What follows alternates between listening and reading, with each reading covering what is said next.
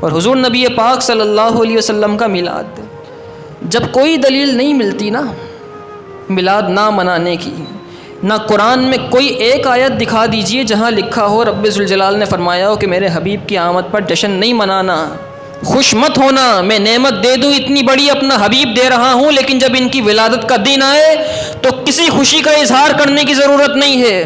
کوئی قرآن کی آیت دکھا دیں، کبھی نہیں مل سکتی۔ کوئی حدیث دکھا دیں جس میں حضور نے فرمایا ہو کہ میرا جب دن آئے تو میری خوشی مت منانا، کبھی صحابہ کو روکا ہو، کبھی منع کیا ہو۔ کوئی آیت، کوئی حدیث، کوئی دلیل نہیں مل سکتی۔ جب چاروں خانے چت ہو جاتے ہیں، کوئی دلیل نہیں ملتی، تو پھر ایک ہی سہارا لیتے ہیں۔ وہ سہارا یہ ہوتا ہے کہ صحابہ نے تو نہیں منایا، ہم کیسے منائیں؟ اور پھر اس سے بھی بڑا الزام لگایا جاتا ہے کہ کیا تم صحابہ سے بڑھ کر عاشق ہو؟ صحابہ نے تو میلاد منایا نہیں، تم کیا ان سے بڑھ کر عاشق ہو کہ حضور کا میلاد منا رہے ہو؟ ارے خدا کے بندو، یہ بھی تو کہہ سکتے تھے نا کہ صحابہ کرام علیہم الرضوان نے نبی پاک صلی اللہ علیہ وسلم کے نام پر، صرف نام پر اپنی جانیں دی ہیں۔ ہم نام پر جان نہیں دے سکتے، کم از کم حضور کی آمد کی خوشی میں 2 گھنٹے 3 گھنٹے چل تو سکتے ہیں۔ یہ بات یوں بھی تو کہی جا سکتی تھی، صحابہ کرام علیہم الرضوان کے عشق کو آپ نے اتنا کم کر دیا۔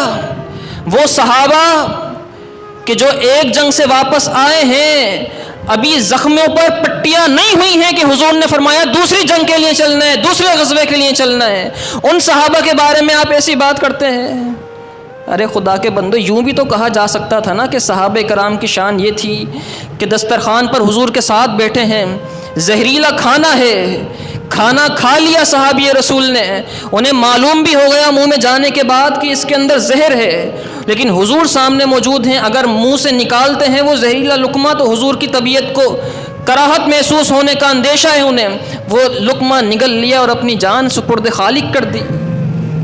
یہ بھی تو شان بیان کی جا سکتی تھی نا کہ وہ صحابہ جو حضور کی جان کو، حضور کی طبیعت کو کراہت دینا پسند نہیں کرتے، کم از کم ہم ان کے جیسے نہیں ہو سکتے، لیکن حضور کے لیے کھڑے ہو کر درود و سلام تو پڑھ سکتے ہیں۔ یہ بات یوں بھی تو بیان کی جا سکتی تھی۔ ضروری ہے کہ یوں کہا جائے کہ صحابہ سے بڑھ کر تم عاشق ہو گئے، صحابہ نے نہیں منایا؟ یہ جو صحابہ سب کر رہے تھے یہ حضور کا میلاد ہی تھا۔ جو صحابہ غزوہ بدر میں گئے، احد میں گئے، حنین میں گئے، تبوک میں گئے، موتا میں گئے، اور جتنی جنگوں میں صحابہ کرام علیہم رضوان حضور کے ساتھ گئے یا حضور کے بعد گئے، وہ کیوں گئے؟ جو کیسر و کسریٰ سے جنگ لڑی، کیوں لڑی؟ اس لیے لڑی کہ نبی پاک صلی اللہ علیہ وسلم کی آمد کی خبر دے رہے تھے کہ اب حضور آ چکے ہیں، اب کفر کا نظام نہیں چل سکتا۔ یہ صحابہ کے میلاد منانے کا انداز تھا۔ آپ اس طرح میلاد نہیں بنا سکتے تو کم از کم یہ تو نہ کہیں کہ صحابہ نے میلاد نہیں منایا، کم از کم صحابہ پر الزام تراشی تو نہ کریں۔